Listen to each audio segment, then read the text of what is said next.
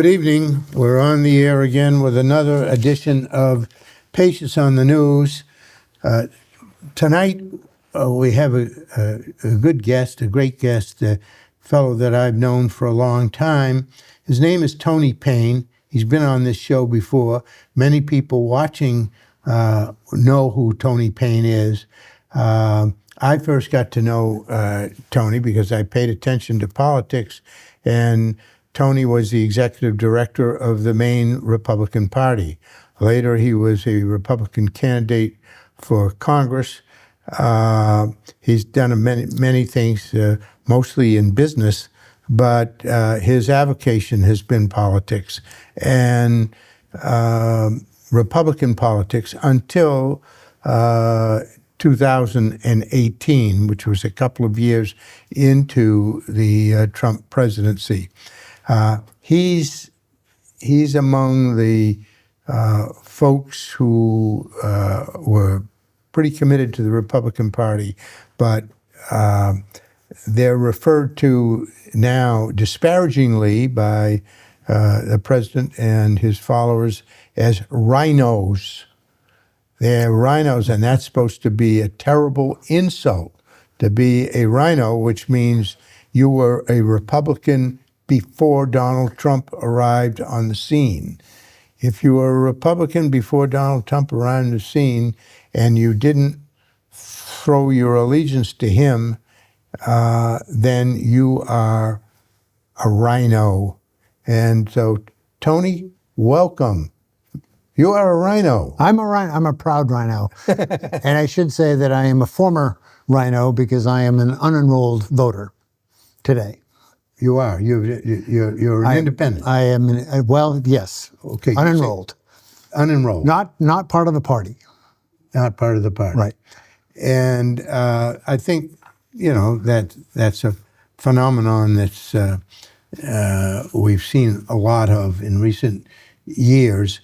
On the other hand, the people that used to vote for your opponents, the Democrats, many of them switched, and they're now Trumpers. And so it isn't that the Republican Party has lost all these voters. They've gained a whole lot of voters as well. Would you agree with that? Yeah, I won't say a whole lot, but yes, they have backfilled the ranks with former Democrats often who have felt disenfranchised by their own party. And the siren song of Donald Trump and Fox News are, a combination that is just so enthralling for them that they want to be able to be heard. You attribute great influence to Fox News. Yes. Why is that? Fox News runs 24/7. There is no equal time provision any longer in our broadcast ranks because that was stripped out of the United States FCC code probably 20 years ago when cable news began to unfold as a private channel for distribution. And they really have poisoned the public dialogue. You cannot go into the South of the United States without seeing a TV running 24/7 Fox News, and it just has poisoned the well. Well, because I know people that I know people that watch Fox News all day. It's on. Sometimes they're not listening, but it's on. Right.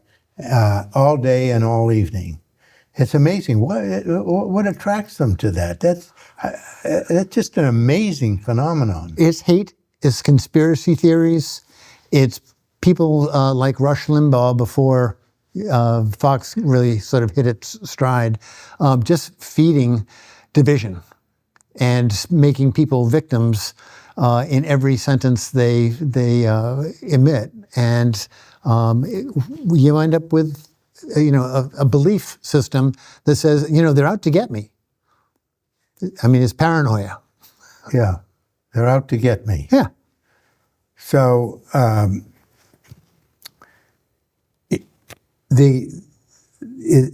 grievance is an essential part of this. Right. Something didn't go right. It's not my fault. Right. It's their fault. It's their fault. Get them. Yep. And if they have a D after their name, that you really go out of your way to get them. So that's an interesting observation. I know some, devout Trump followers, and I try to find out what's motivating the really devout ones. And I've worked hard at this, and spend a lot of time, whether it's emailing back and forth with people or just having conversations with them. I like conversations. I'm a conversationalist. But I've concluded that much of Trump's popularity is he's putting his finger in the eyes of the enemy. And in the case of these folks that I talk to, the enemy are the Democrats.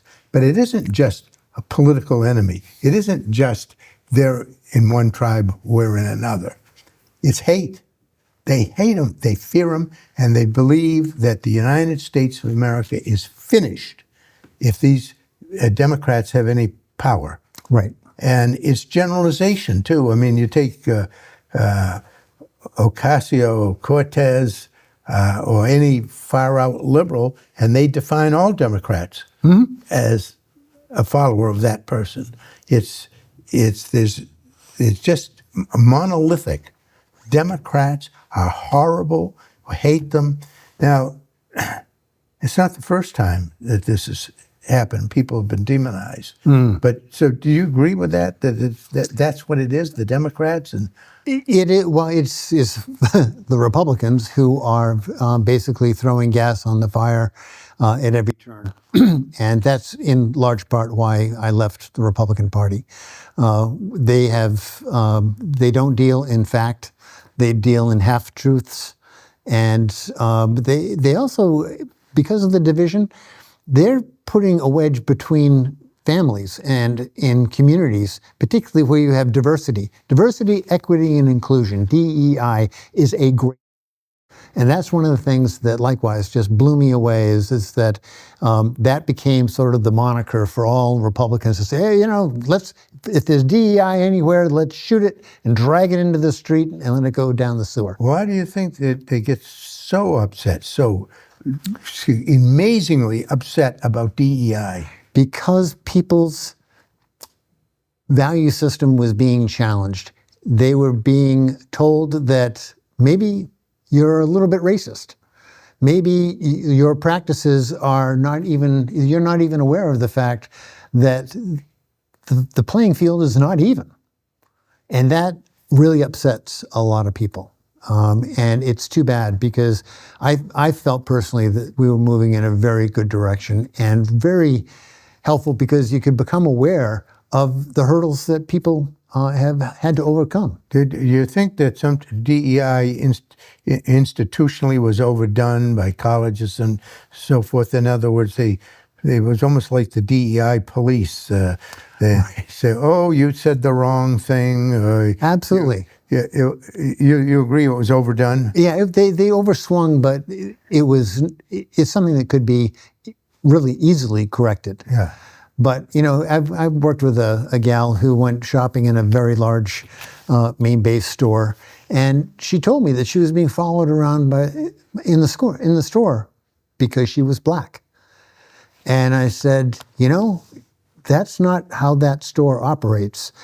Call the CEO and tell him what happened to you. And a conversation started, and apologies were left, but somebody in that store was following her because she was black, and not subtly.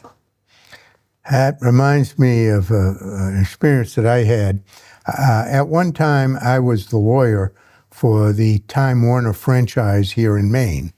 And they send CEOs to run the main operation.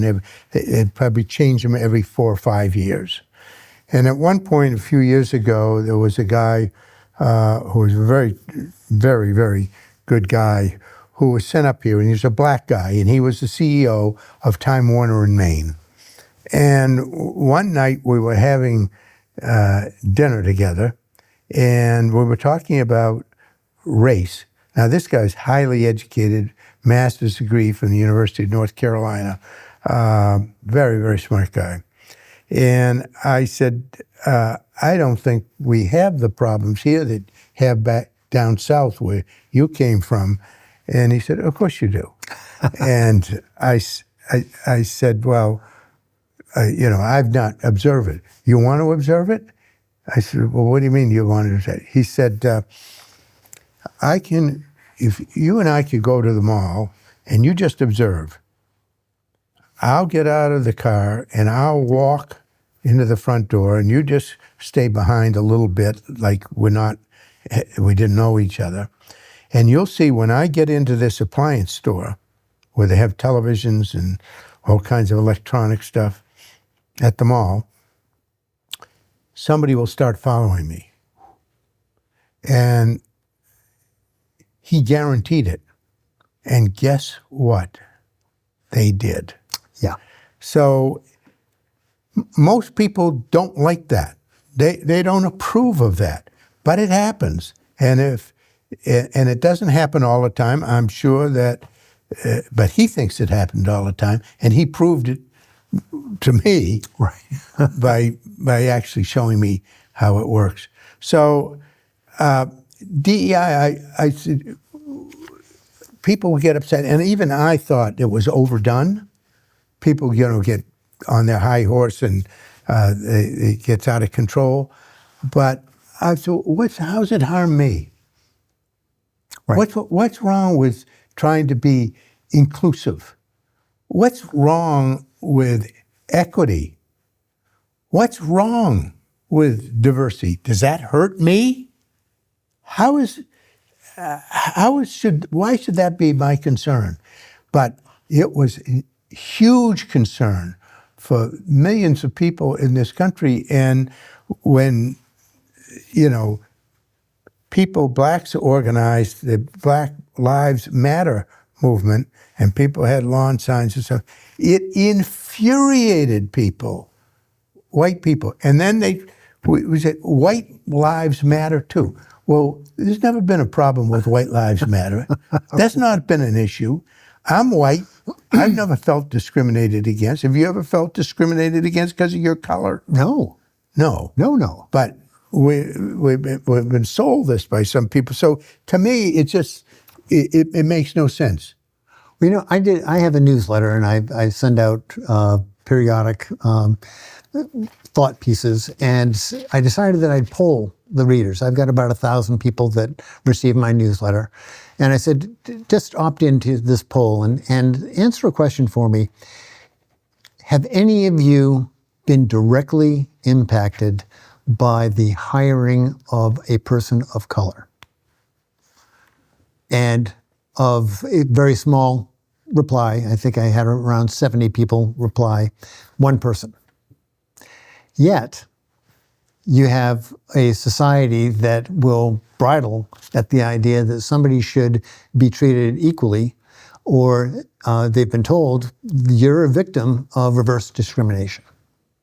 And that obviously, particularly in Maine, is you can't find those instances. You would have to, I can't imagine. You just have to talk to every HR professional in the entire state to see if you could find one.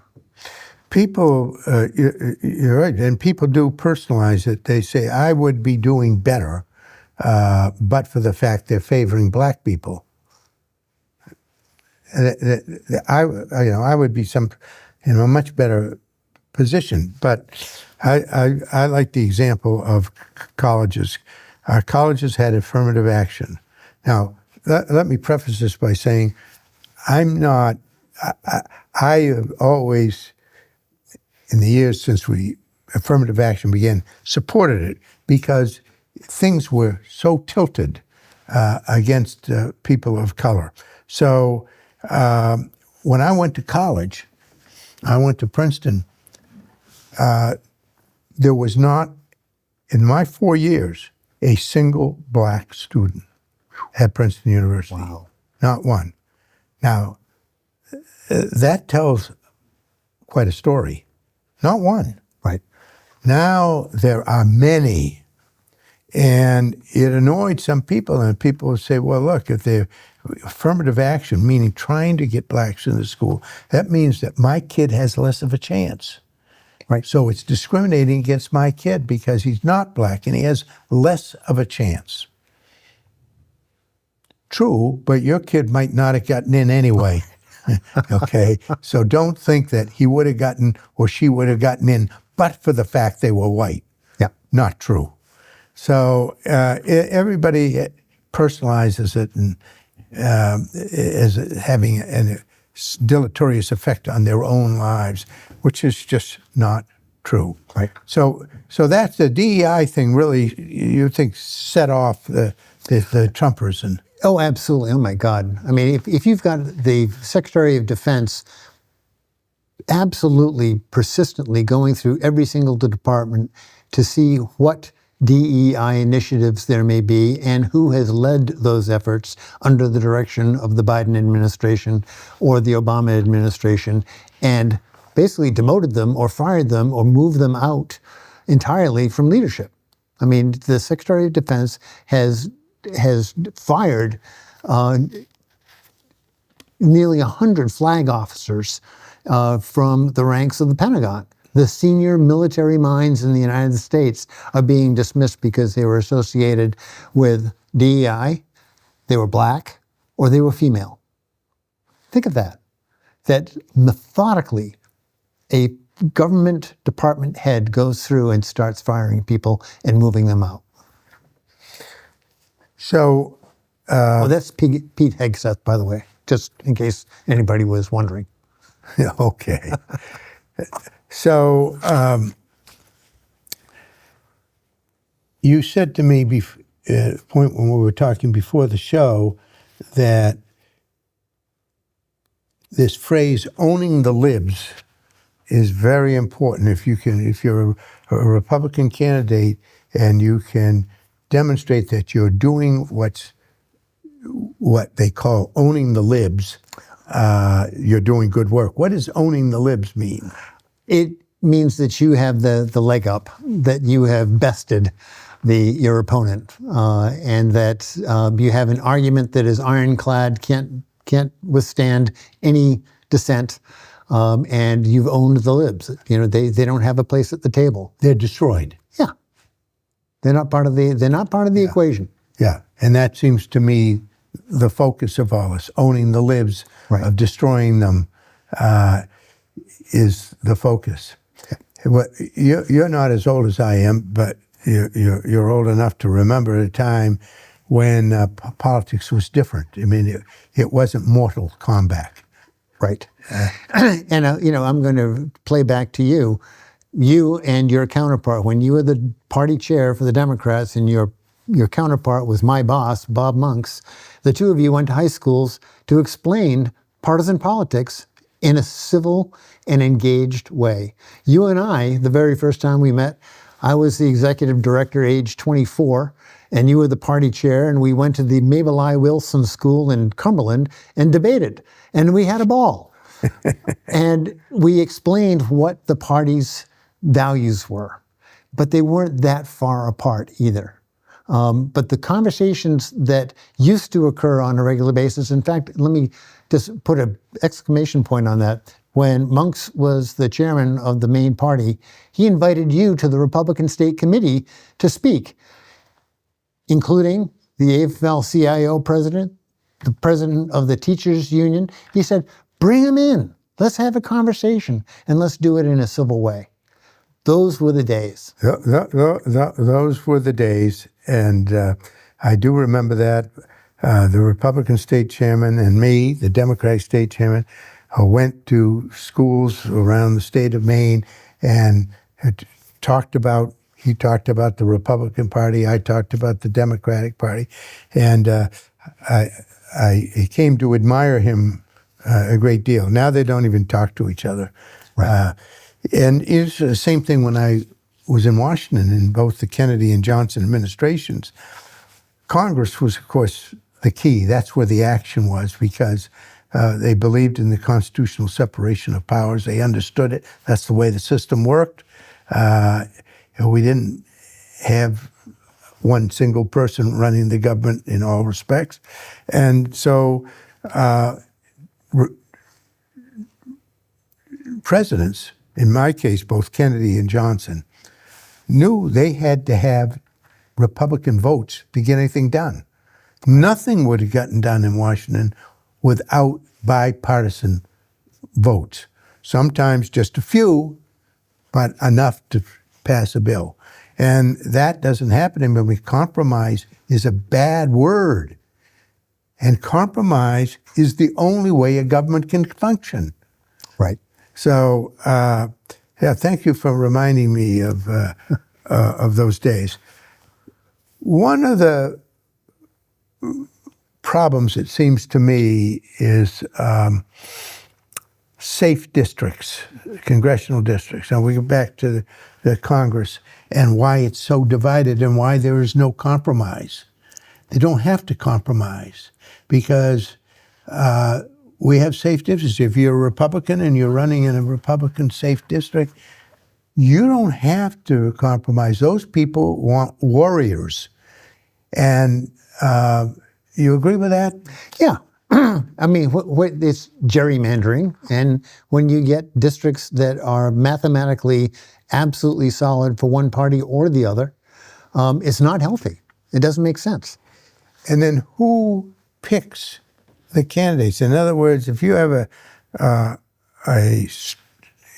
absolutely iron-tight Republican district or an iron-tight Democratic district, now who's the congressman going to be? It's a primary, somebody who wins the primary, right? Right. How many people? But I think I looked this up actually last night. Nationwide, in primaries generally, 20% of the voters participate. 20% of the voters in that party. In that party. No, yeah. In that party. Right. So 80% of the members of the voters enrolled in that party don't have anything to do with the selection. So who are the 20%? The most extreme, right? The most extreme. Both sides. Both sides. Both sides. So, and those 20%, the extremists, they nominate, or they get their candidate nominated in a safe district. That's who the congressman's going to be. Right. And that's why they don't compromise, because they got there by virtue of the vote of the extremists. Right. Which is playing itself out in the current primary that will be held about a month from now here in Maine. Tell me about that. Well, if you take a look at the Republican gubernatorial race, you've got a ton of candidates in there. And to distinguish yourself, you've really sort of got to poke somebody in the eye. And a couple of the candidates have done that. And the one that I was reading about this morning that was in this article termed the front runner, Bobby Charles, has made race baiting sort of the cornerstone of his campaign to get the attention of that extremist voter. So Charles, you use as an example, is leading, and you're saying a core part of his campaign is race baiting. Probably true. That isn't to say he's a racist. It's to say he understands that political tool of race baiting. Right. But what's the voter to think? Well, he's differentiating between black and white. He's saying that people who are of color don't belong here. And if they're not born in the United States, they probably don't belong here either. And, you know, that's racism. So I can't say he's just race baiting, but he may not be a racist. Not when it's in practice. That's racism. Yeah. I understand what you're doing. I happen to know Bobby Charles. I'm friendly over the years with Bobby Charles, but I've noticed what you've just described. And of course, I get a little upset because my father came from a poor, rudimentary mountain village in Greece, little tiny farming village, and came to this country. So there were people, and he came in 1914, who said they were to keep these dirty peasants out of here. They're infecting pure American blood and so forth. And that's what Bobby's doing. And it always plays. Yeah. It always is helpful. But what do they do in a general election? Now you get to a general election and you have the reputation of being a race baiter. Then it doesn't help, right? It shouldn't, but it plays to the base, and the candidate will scramble as fast as they can somewhere near the center and try to find those issues that people can find common ground with. But the absolute threshold issue for every candidate is name recognition. So therefore, you have to differentiate yourself from the pack in order to make it to the top of your primary. And you're saying that the race baiting helps? Oh, yeah, certainly this year in this Republican gubernatorial primary, yes. You're saying that that's part of maybe why he's ahead? It could very likely be, and because we can remember his name. That's the point. I see. Oh, I know that guy. That's Bobby Charles. Yeah. David Jones was one of the group that were on a panel of gubernatorial candidates here in the Portland School District. I guess it was yesterday or the day before. And, he needed to differentiate himself. So his shtick is, I want to see charter schools. I want school choice.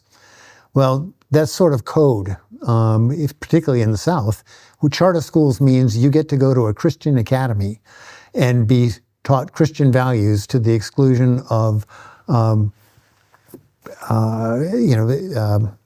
I want to say it? The soft sciences. Yeah. If you're reading from the Bible instead of a sociology text, it's probably better. Yeah. So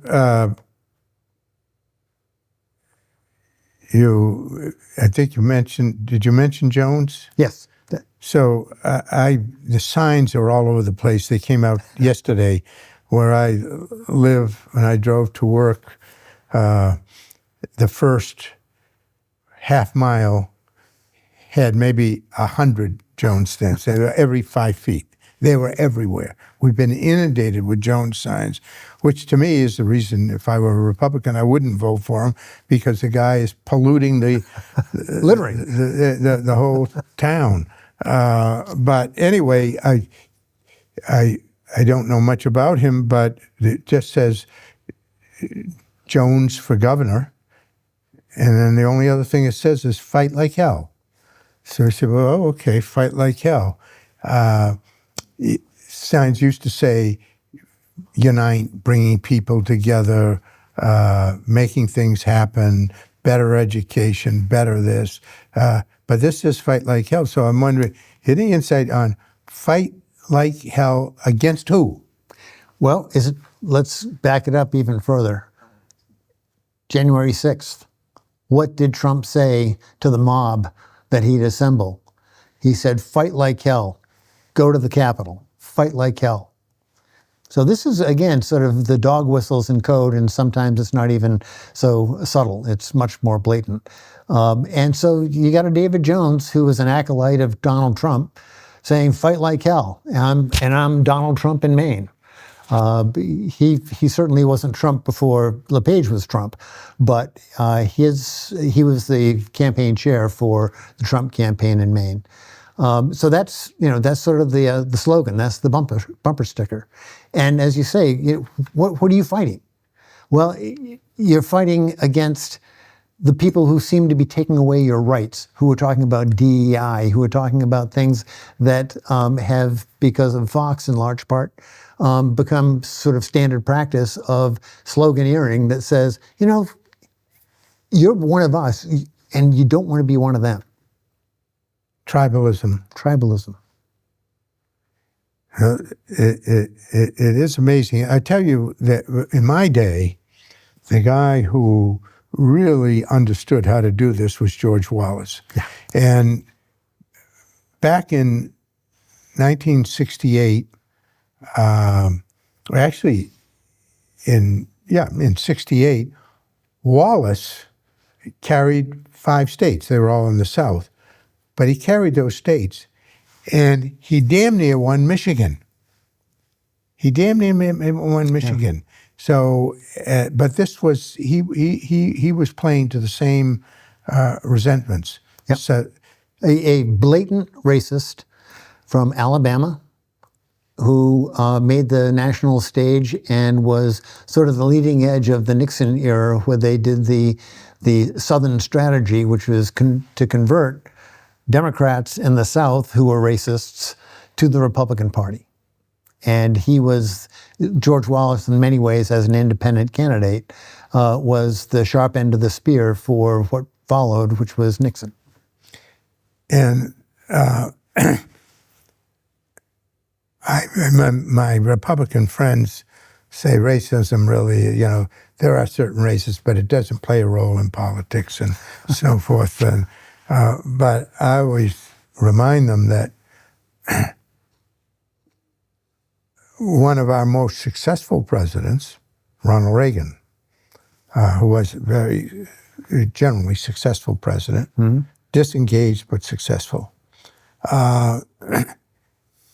started his campaign in 1980 when he ran for president.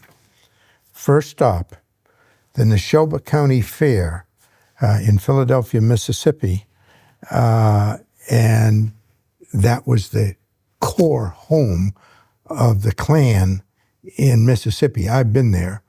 I've spent a couple of days there. And he did that on purpose. It wasn't him that decided. It was his campaign gurus who decided, this is where we're going to begin and send a signal. Yep. Send a signal. That's the Southern strategy. Right.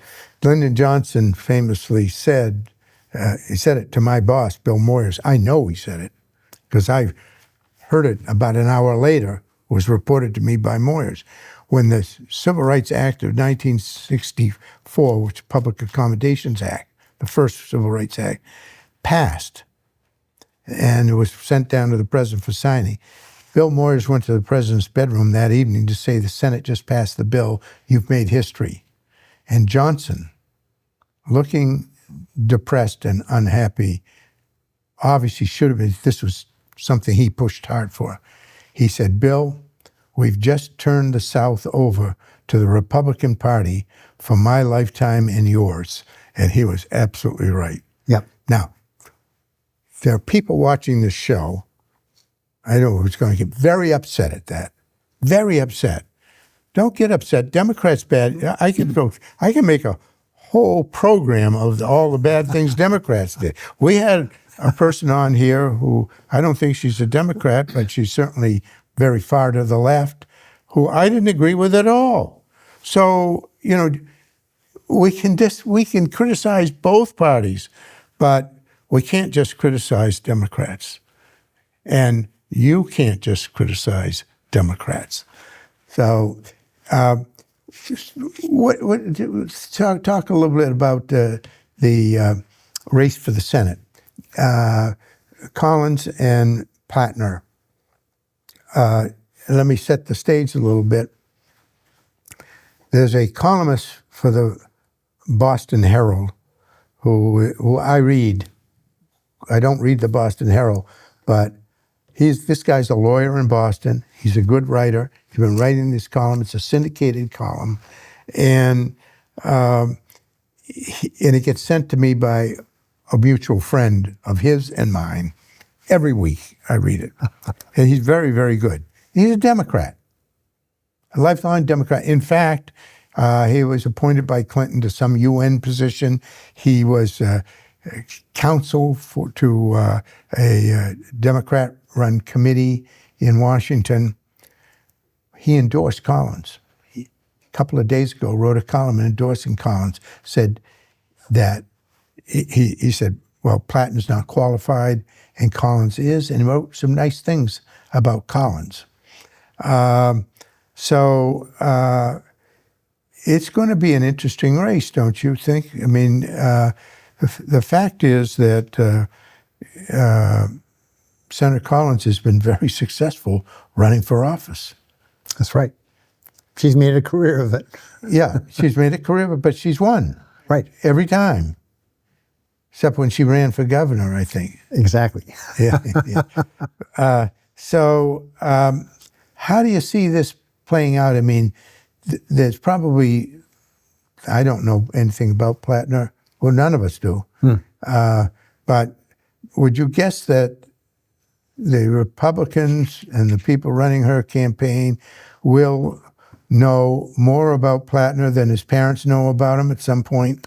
They will, and they will dig, and they will dig, and they will dig.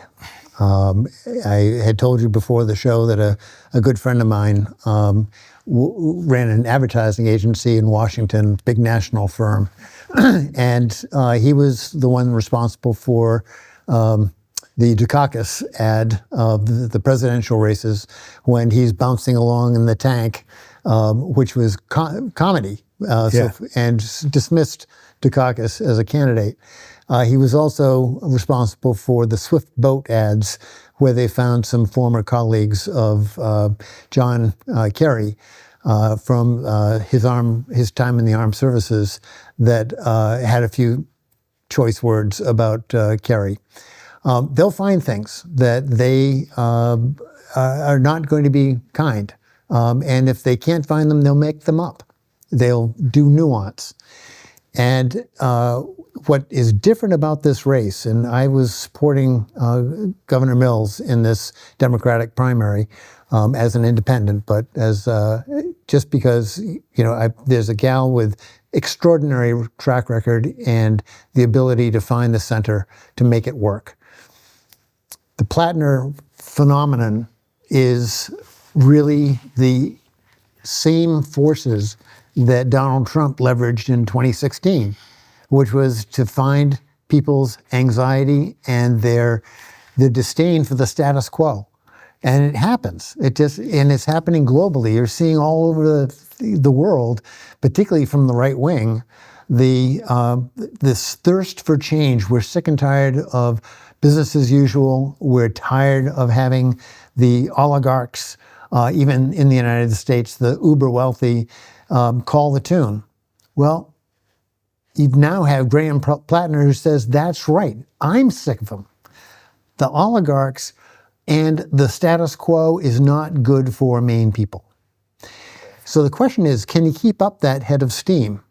And even no matter what revelations Susan and the Republicans come up with, can he bull his way through, which he's done successfully, because he is carrying a torch for people who feel as though the Democratic Party had left them and now they've got a voice, and that people who are the working Maine people that make this place what it is have a voice.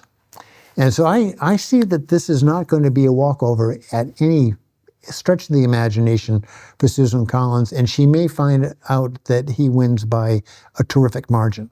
Really? If he doesn't, though, it will be because the Republicans pasted him with these, again, sort of nuanced arguments that are either blatant or subtle that are going to be, part of their opposition research. But we still, to some extent, judge people on what they say or do. We don't judge Donald Trump. Or many people don't judge. I judge Donald Trump on what he says. But some of our friends would say, don't take him literally, his supporters. Right. So how do you know if you're not if you can't size up somebody based on their conduct and what comes out of their mouth, what's left? You can't make a decision. But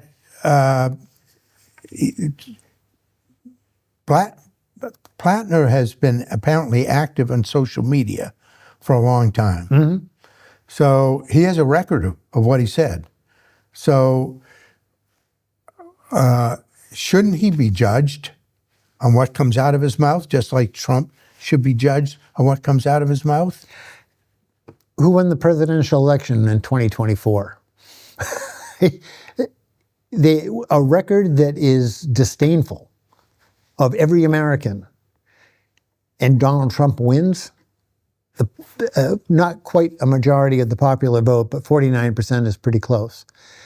Yet the voters really bought the story of, I am being heard by that guy, my champion.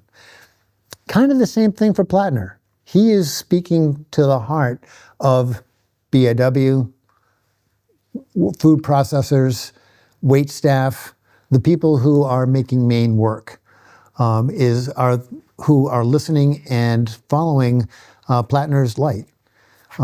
Susan, by connection, though, is MAGA.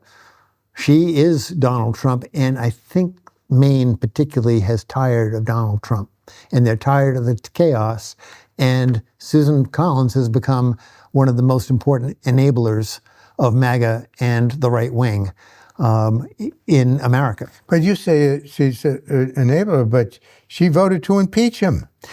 Gee whiz, once. Did they need her vote? No, not really. They didn't need her vote. And that's what Susan's MO has been, is that she will show opposition as long as she's told, we don't need your vote. And she does the calculus on every single vote. So you say, well, Trump won in 2024. I think he's the luckiest guy in the world because he ran essentially against Biden. It was Biden's vice president that kind of took over the campaign. But look, people were concerned with what they saw on TV every night, which was thousands of people pouring through fences in El Paso, Texas, just walking into the United States. And it was a major issue. And Biden did a horrible job with that. The Biden administration was, in my judgment, was a total failure. Mm-hmm. There were a few good things, but the fact is, overall, it was a bust. And I happen to like Joe Biden. I mean, I know him a little bit, likable fellow, but Trump was running against what I regard personally a failed president. And so I think he won because he didn't have a strong opponent. I think that was probably the biggest part of it, not a strong opponent who happened to be female and happened to be black. Yeah. Those are two things that didn't help her. That's true. Exactly. And again, shame on those that bought the line, because what Trump really won on was his pile of lies that now people are beginning to see, oh, geez, he really is for the rich. And I believe if you pick up the paper today, you see that gas prices have risen 50% in Maine, $4.50 a gallon since Trump's war began. And that, by the way, that's a real pet peeve of mine. Every time they say the Iranian war, it's not. It's Trump's war. Well, he wants it to be his war because he says I all the time. Yeah. I'm going to attack them. I'm going to obliterate them. I'm going to do this. So most presidents try to not make it their war. But he wants you to know how powerful he is. Oh, yeah. And he has said he's the most powerful man who ever lived. And so he wants it to be his war. He likes to brand things. Yeah. He's a brander. He's a brander. He's put his name on everything. He put his name on the airline, on the scholarship, on the Kennedy Center, on the Kennedy Center, on everything he can. He's going to change Dulles Airport to Trump Airport. They're renaming the Palm Beach Airport Trump Airport. He's a brander. So this war, He was very proud to say, because he was bringing them, the enemy, to their knees. He was bringing them to their knees, and they were going to surrender unconditionally, incidentally. In weeks. In weeks. Yeah. So, so no, he made it his war. Look, but back to Platner. You can't run from your words. He is, and his supporters say, don't pay any attention to that. He's changed. So Trump's supporters do the same thing. Mm-hmm. Trump's supporters said, don't pay attention to him. He's just kidding. It's a joke. Yeah, it's a joke. Look, here's the other night. He does this late at night. The guy's up late at night, okay, in the White House. At 11:03, he posted an AI-generated image of himself, along with Vice President J.D. Vance, Secretary of State Marco Rubio, and Secretary of Interior Doug Burnham, all shirtless. AI, they're present, all of them, without shirts, okay? Along with an unidentified woman in a bikini. This is the President of the United States. This isn't some comedian. This is the President of the United States. And they're appearing to be relaxing in a swimming pool, but the swimming pool was the reflecting pool in front of the Lincoln Memorial in Washington, D.C. 1 minute later, at 11:04, Trump posted an image of First Lady Melania Trump grinning at the press conference Trump held after the incident at the White House Correspondents' Dinner, when he said that the incident proved he needed his proposed ballroom for security. A $1 billion ballroom. $1 billion Congress is being asked to expend for this ballroom. I worked in that building for 2 years, in the White House building, in the West Wing. This is the East Wing. And I don't want to get into it, but this really gets me fired up. So that was at 11:03. Then at 11:04, the Melania Trump. Then at 11:13, 7 minutes later, Trump posted an image of House Minority Leader Hakeem Jeffries, who is black, holding a baseball bat. The caption calls Jeffries, quote, low IQ, a thug, capital letters, T-H-U-G. Jeffries is a thug and, quote, a danger to our country. This is designed to unite us. This is designed to make us get along and to better better society, and to indicate to people that civility is important. That's what this is designed to do. At 11:15, 2 minutes later, he posted an image of himself smiling and holding 6 wild cards from the game Uno. The caption read, all caps, I have all the cards. Imagine if Obama did this. Let's be fair. Even the people I know who may be watching this show who despised Obama, I don't know why. You can disagree with everything he did, but despise him as a human being? But imagine, be fair, if any president of all of them, beginning with George Washington, had ever behaved this way and said these things, and particularly our only black president, if he had done this, the uproar would have been unbelievable. So this guy says this, I have all the cards. 7 minutes later, he posted a profile image of himself, all covered in gold. All covered in gold. At 11:26, 4 minutes later, he posted an image showing him standing near Mount Rushmore with the angle arranged to make his head the 5th sculpture on the mountain. So from left to right, there were George Washington, Thomas Jefferson, Theodore Roosevelt, Abraham Lincoln, and Donald Trump. Look, I mean, let's be fair. I don't disagree with everything Donald Trump is. I disagree with most things he said, but I don't disagree with every policy, every decision he's made. But be fair, this is crazy. This something's haywire. Joe Biden was impaired. Why can't Donald Trump be impaired by his psychosis? Lyndon Johnson was paranoid enough for his people that work there, including me, to discuss it and what to do and what to do. But not Donald Trump. You can't talk about this craziness. This is nuts. Anyway, I don't know how we got off on this tangent, but it was about Platner and about you can't run from what you say. Right. And he's, as they will argue, I have admitted it, I did those things, and I've changed. And in the Democratic primary, a lot of people were in a forgiving mood. Yeah. And they, again, said, we want new players on the street, even though all the evidence of competency and experience were in favor of Janet Mills. Hands down.